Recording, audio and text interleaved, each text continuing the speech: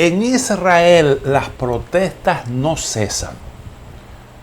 Hay una gran efervescencia política, una gran indignación en ese país como consecuencia de la intención del gobierno de impulsar una reforma judicial. Recuerden ustedes que en diciembre pasado se instaló en Israel un gobierno integrado por las organizaciones más radicales de la ultraderecha israelí. Formaron una coalición y ahí hay representantes de todos estos grupos de línea dura. Entonces ahora quieren hacer una modificación de las leyes para reducir la capacidad, para reducir las competencias de la Suprema Corte de Justicia y prácticamente para tomar el control de ese órgano judicial. Y esto está siendo calificado como un intento de golpe de Estado. Incluso el propio presidente de Israel, que es una figura decorativa en ese país, el jefe del gobierno y quien tiene el poder real es el primer ministro, en este caso Benjamín Netanyahu, que tiene el control también con su coalición del Knesset, el Parlamento.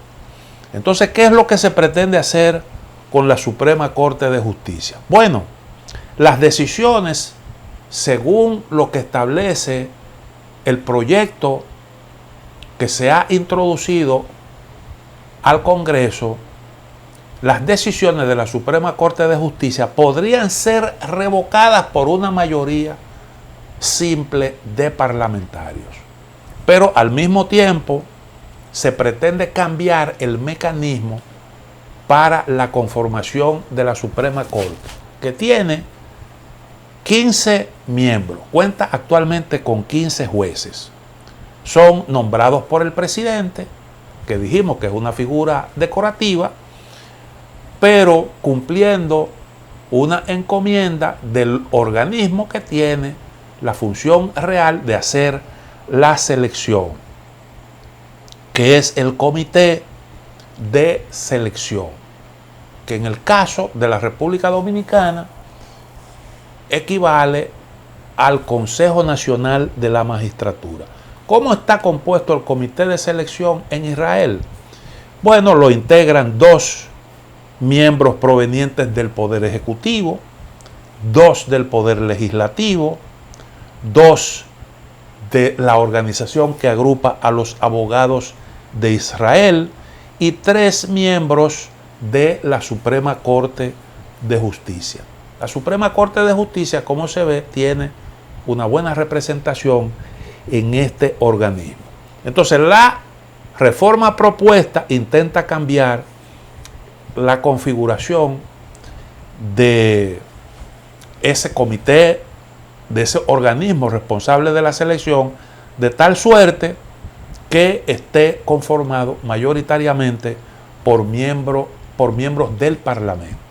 Como actualmente el gobierno de Netanyahu tiene mayoría en la Knesset, entonces eso significa que tendría también el control de la Suprema Corte de Justicia. Resulta que Benjamín Netanyahu tiene actualmente un proceso judicial por corrupción. Si es condenado, entonces él podría perfectamente, con su mayoría parlamentaria, anular la decisión que tome una instancia judicial en ese sentido. Entonces, todo el mundo sabe que Israel, dentro de Oriente Medio, es una de las democracias más vibrantes. La Suprema Corte de Justicia juega un papel importante. En ese país no hay una constitución. Ellos tienen leyes importantes que tratan, son las que abordan todo lo que en los demás países es materia constitucional. Y la Suprema Corte de Justicia tiene la facultad para interpretar esas leyes y tiene también el control de la constitucionalidad, puede declarar inconstitucional cualquier proyecto, cualquier ley evacuada por el Parlamento. Pero también al Tribunal Constitucional, a la Suprema Corte de Justicia, que tiene esas atribuciones, le estarían también recortando esa facultad y solo podría declarar inconstitucional una ley en caso de que eso se apruebe a unanimidad. De lo contrario, por mayoría simple, eso se puede dejar sin efecto.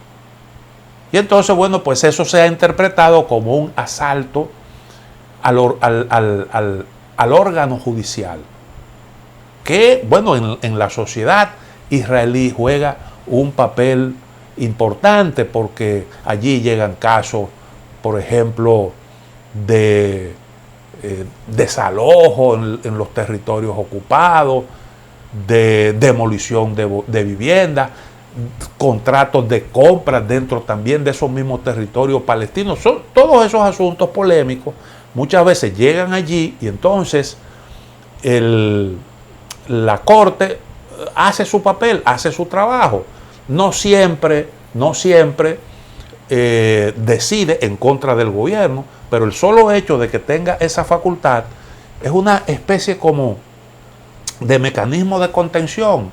Eliminar esas facultades, entienden muchos, incluyendo toda la oposición israelí, sería un gran paso atrás. Pero no solo eso, sino que aparentemente el propio gobierno estaría perdiendo bases de sustentación porque mucha gente que votó por la coalición de Netanyahu está rechazando eso. Se han producido manifestaciones multitudinarias como hacía muchísimo tiempo que no se veían en Israel, y eso es una muestra de la indignación que este proyecto ha provocado. Es una situación que ahora mismo afecta de alguna forma a Estados Unidos y el bloque occidental, porque, bueno, ahora mismo está de visita en la región el señor Joyce Austin, que está tratando desde hace bastante tiempo de afinar, de coordinar mejor la alineación de Israel con la política occidental en el marco de estos esfuerzos por contener a Irán, que hoy es un aliado de Rusia.